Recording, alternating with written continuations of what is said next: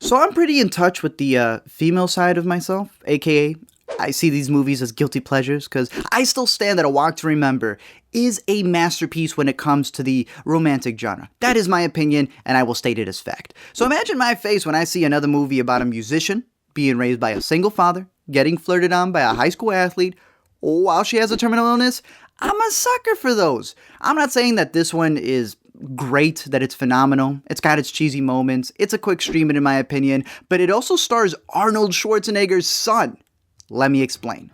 So if you saw this in theaters, the place was probably going to be packed with middle schoolers like it was for me, since this is like a CW cinema release. Bella Thorne has this thing called XP, which means she's got to live like most rappers under house arrest since she's not allowed to see the sun because it'll hurt her. But every night she's able to go out and she sneaks to the train station and plays her guitar by the tracks like she's the Greasy Strangler, until one day Terminator Jr. over here walks up to her and of course she nervously walks away because she's moonstruck, but leaves behind her notebook. Dude obviously finds her, they take a walk to remember, and they chill until dawn breaks since she's got to dip before sunrise. Here's the thing, my man here is clueless since she doesn't say anything about the big sickness she has and keeps him out of the loop. I find that funny because this is one of those movies where they like explain everything to the audience. There are moments where the dad's breaking down his daughter's illness to the doctor who diagnosed her. I'm Katie Price. I've watched you outside my window for the past 10 years and I've been in love with you, stalking you every minute. But besides all the exposition that they put in the movie to, inform the audience, she doesn't tell Commando anything, right? And they just keep hanging out right after twilight. They travel and go all sleepless in Seattle until it happens one night.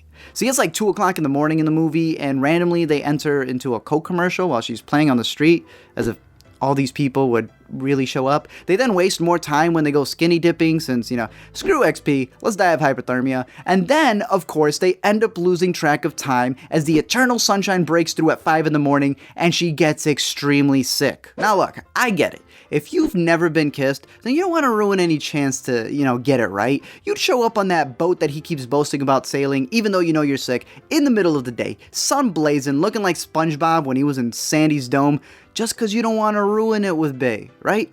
You want them to like you. But girl, you can't love no one when you're dead. Obviously, what they have is Love Actually, and he helps her live out her final days to the fullest as her condition gets worse, and he even surprises her at a certain point at a studio as they record her song that all of the musicians randomly know as well. But little does she know that it would be her last song. Okay, I'm done with those. Here's my thing with this movie, alright? I know Me Before You did something similar and people went crazy over it, and for some reason this one isn't getting any attention, but that ending when she decides that she wants to actually go on that boat and sail with the dude knowing good and well that she's going to die, and yet the dad, friend, and boy toy all allow it, ain't that assisted suicide? I mean, y'all Jason kidding it over here with this murder, right? I get it. She only has a limited time to live, but you at least gotta hope for the best, not leave her out to fry. Either way, her song makes it big on the radio, which I guess means she lives on. Her family and friends move on in memory of her, and the audience of middle schoolers in my screening is left with the biggest lesson of them all. Don't drag long on your dates, or you'll die. Thank you guys for checking out this video. As always, let me know your thoughts down below in the comment section. Of course it wasn't going to be as good as A Walk to Remember. If you haven't seen that, then go watch it and have a night that you will remember because it is the best romantic movie that's out there. Let me know your thoughts down below in the comment section. Don't forget to comment, like, and subscribe, and I'll send you some sunscreen.